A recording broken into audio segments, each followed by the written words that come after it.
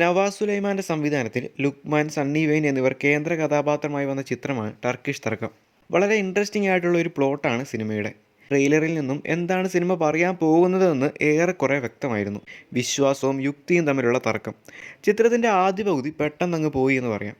ലുക്മാൻ്റെ കല്യാണത്തിൻ്റെ ഒരുക്കങ്ങളും അവർ തമ്മിലുള്ള കണക്ഷനുമെല്ലാം പറഞ്ഞ് പതിയെ പതിയെ പ്രധാന ഭാഗത്തിലേക്ക് ചിത്രം നീങ്ങുന്നു. അതിനിടയിൽ ചെറിയ പ്രശ്നങ്ങൾ ഉണ്ടാകുന്നതും പിന്നീട് ലുക്മാൻ്റെ മരണത്തിൽ അത് ചെന്ന് അവസാനിക്കുന്നതും ശേഷം ലുക്മാനെ ഇറക്കിയ കബറിടത്തിനുള്ളിൽ നിന്നും ശബ്ദം കേൾക്കുന്നതും പിന്നീടുണ്ടാകുന്ന സംഭവ വികാസങ്ങളുമാണ് സിനിമ പറഞ്ഞു പോകുന്നത്.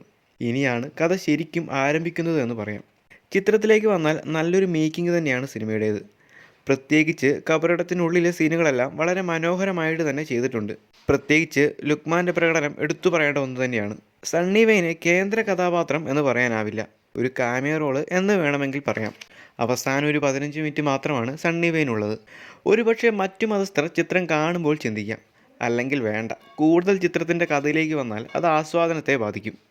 വിശ്വാസം മനുഷ്യനെ എത്രമാത്രം ബാധിക്കുന്നുണ്ട് എന്ന് സിനിമ കാണിച്ചു തരുന്നുണ്ട്. ചിത്രത്തിലേക്ക് വരുമ്പോൾ ചില കാര്യങ്ങളോട് പൊരുത്തപ്പെടാൻ ചിലപ്പം വിസമ്മതം വന്നേക്കാം.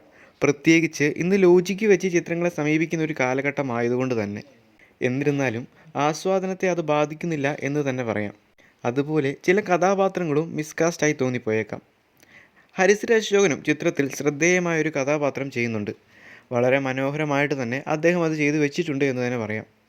സിനിമ പറഞ്ഞു പോകുന്ന കാര്യങ്ങൾക്ക് കുറച്ചുകൂടെ വ്യക്തത വരുത്തിക്കൊണ്ട് സിനിമയുടെ എൻഡ് ക്രെഡിറ്റ് സീനിൽ ഇത്തരം സംഭവങ്ങളുടെ കുറച്ച് റിയൽ ലൈഫ് ഇൻസിഡൻസ് കാണിക്കുന്നുണ്ട്. അപ്പോൾ ചിന്തിക്കാം, ഇത്രമാത്രം നടന്നിട്ടുണ്ടോ എന്ന്.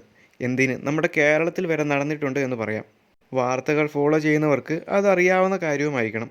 മരിച്ചു ജീവിച്ചവരുടെ കഥ തിയേറ്ററിൽ കണ്ട് ആസ്വദിക്കാവുന്ന ഒരു കൊച്ചു ചിത്രം തന്നെയാണ് ടർക്കിഷ് തർക്കം.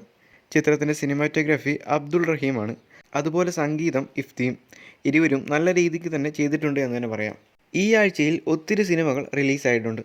പക്ഷേ ചെറിയ സിനിമകൾ ഇന്ന് പൊതുവേ ആളുകൾ തിയേറ്ററിൽ കാണുന്നില്ല എന്നതാണ് സത്യം. വീക്കെൻഡ് കൂടി ആയിട്ടും തിയേറ്ററിൽ ആളില്ലാത്ത അവസ്ഥയാണ്. ചിത്രം ഇറങ്ങിയത് അറിയാത്തവരും ഉണ്ടാകാം. എന്തുതന്നെയാണെങ്കിലും തിയേറ്ററിൽ കണ്ട് ആസ്വദിക്കാനുള്ള ഭാഗ്യമൊക്കെ സംവിധായകൻ ഒരുക്കി വെച്ചിട്ടുണ്ട്. ഈ ചിത്രം കണ്ടവരാണ് നിങ്ങളെങ്കിൽ നിങ്ങളുടെ അഭിപ്രായം കൂടെ പങ്കുവയ്ക്കുക.